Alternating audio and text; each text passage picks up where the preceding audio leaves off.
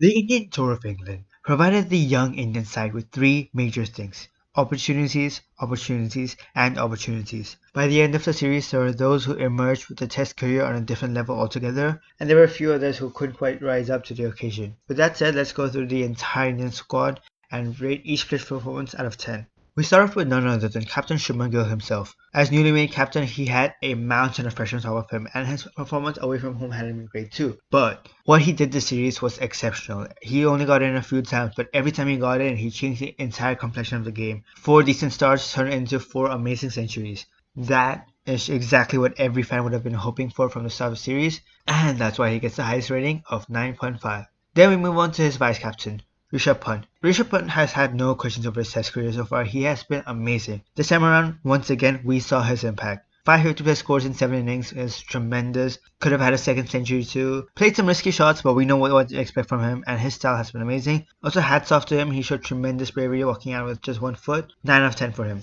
Then we move on to Yashasvi Jaiswal. He's had an amazing start to his test career so far. This is his first tour of England, however, and many people have struggled here. Not him. He started off with a century and had a good series with another century too. But given the pitches on offer, I just feel like he could have done even more. Could have been more consistent with his non-century innings. He hit the wrong shots a little too often, and his fielding in the first match was crucial, which cost him the match, which is why I'll knock him down to 6.5. For Rahul, this was a very crucial series. He was the senior batsman of the Indian side, and he needed to be consistent throughout the entire series. He was finally able to do that as, including his two centuries, he crossed 40 in 7 out of 10 innings. The only issue is he never converted those centuries into big knocks. In both cases, he got out shortly after triple digits, and India ended up losing the games. It might sound harsh, but after doing all the hard work, those extra 30-40 runs at the end are what can flip the entire result. Still a great series, and he gets 8.5 out of 10. With some great IPL form and a promising batting technique, Sai Sudarshan was pushed in the test side despite an average first-class record. Unfortunately, he couldn't really make it in this series. He had a great opportunity with some of the pitches on offer, yet still kind of looked nervous at times and couldn't convert after grinding out some decent starts. 3 out of 10 for him, still young, has potential, just needs to work on his red ball game a bit more.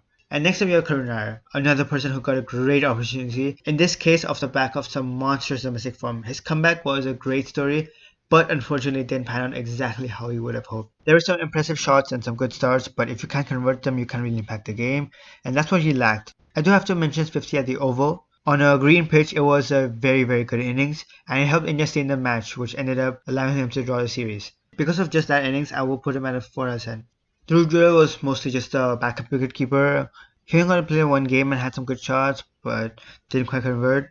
As a keeper, he started off giving a lot of buzz, but then he really improved towards the end and was honestly keeping really well, standing up to the stumps even. So I will give him a 5 out of 10, but it's too little to judge on. Now, Ravindra Jadeja was the last senior player remaining when Ashwin, Kohli and Rohit had all retired. What he pulled the series was unbelievable, scoring 500 plus runs with the bat at number 6 or 7, and being insanely consistent with 650 plus scores. Crazy reliable. The only thing I'll put as an asterisk is that his bowling was really off. That's the only negative, and that's the only reason why I'll have to make him settle for a 9. Now, Washingoton Sundar has spent a lot of time just fighting for a place in 11, and this finally felt like his breakout series.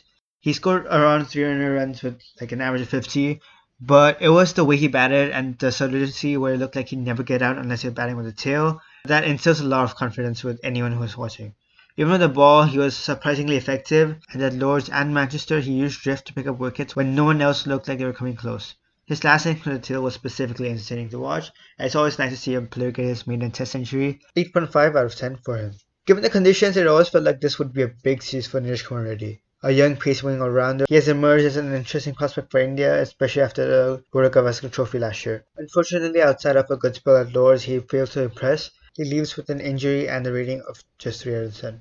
Shardul Thakur was mostly brought back in as a useful experienced bowler who can bat a bit, and honestly the bowl is weird because he didn't really get a chance. In the few spells he got, he leaked out runs and only picked up 2 wickets across 2 matches. The one knock of 41 at Manchester was key, and that just about keeps him at 3 out of 10. Then we got Akash Deep, who got his first chance this series at Edgbaston, where for that game he was a 10 out of 10. Outside of that match though, he only got 3 wickets in the other 2 games. His 66 at the Oval, however, as the night watchman was key, and that's what keeps him at 7.5. Useful bowler, and India will be seeing a lot more of him.